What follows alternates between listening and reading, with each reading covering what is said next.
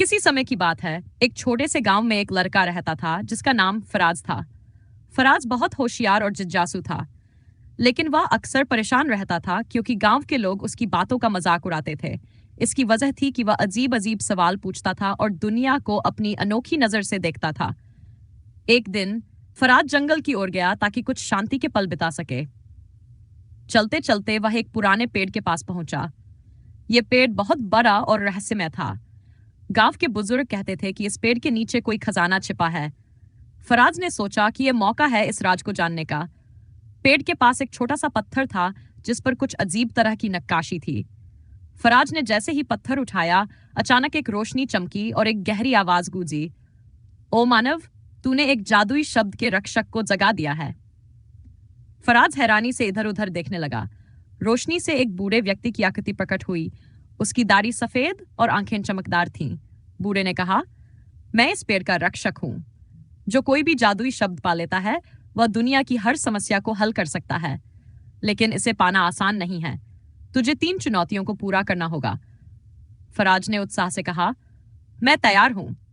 पहली चुनौती यह थी कि उसे पेड़ के चारों ओर के घने जंगल में छिपे हुए एक सुनहरे पक्षी को खोजना था। यह पक्षी बहुत चालाक और तेज था।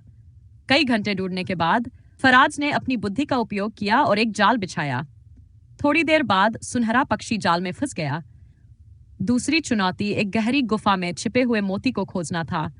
गुफा में अंधेरा था और रास्ते में कई खतरनाक सांप थे, लेकिन फराज ने हिम्मत नहीं हारी। आखिरकार उसने वह मोती ढूंढ निकाला।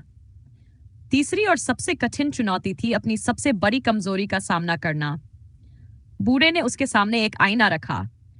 फराज ने आईने में अपनी तस्वीर देखी और अपनी सारी कमजोरियां और डर साफ साफ दिखाई देने लगे। वह परेशान हुआ, लेकिन उसने खुद को संभाला और कहा, मैं अपनी कमजोरियों को स्वीकार करता हूं और उन्हें सुधारने की कोशिश करूंगा। बूढ़े ने मुस्कुराते हुए कहा, तूने अपने दिल की सच्चाई को पहचान लिया है और यही जादुई शब्द है। वह शब्द है हौसला।